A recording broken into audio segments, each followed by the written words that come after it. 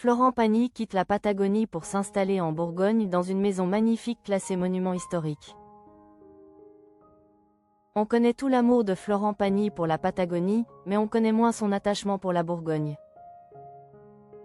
Pourtant, le chanteur y retourne fréquemment pour rendre visite à ses parents et il vient même d'y acheter une immense maison.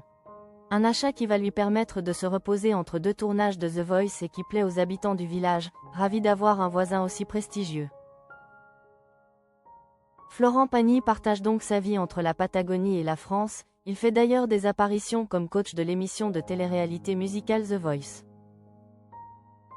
Il reprend en effet sa place parmi les 4 membres du jury.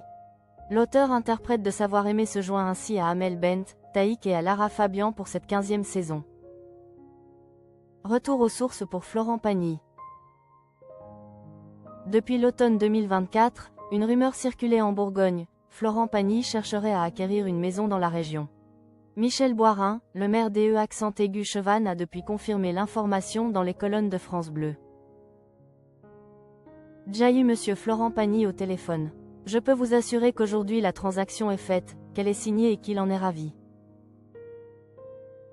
Le maire, peu avare de confidence, a ensuite dévoilé une partie du contenu de leur échange téléphonique.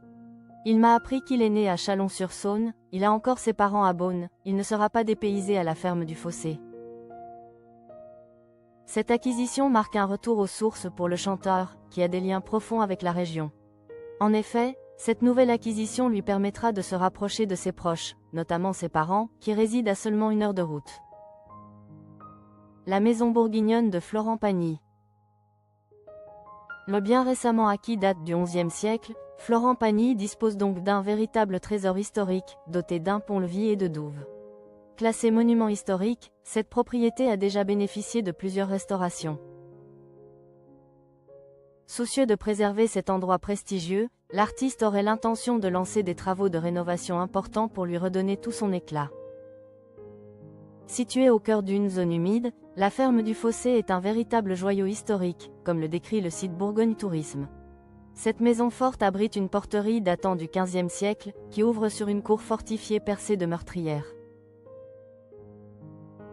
À l'intérieur, un élégant logis Renaissance attend le visiteur, tandis que des trésors cachés, tels qu'une petite chapelle voûtée et une cuisine d'époque, semblent figés dans le temps. Les habitants du village ravis de l'arrivée de leurs nouveaux voisins.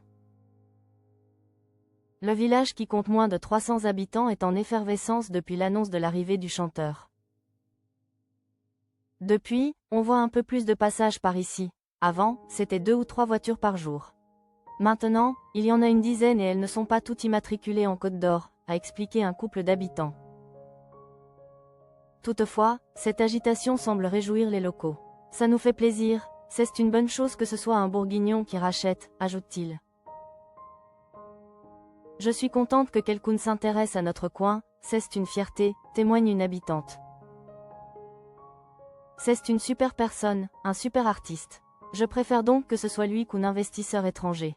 J'espère simplement qu'il pourra garder son intimité et que les gens n'iront pas trop l'embêter, conclut un autre habitant d'E-Chevannes.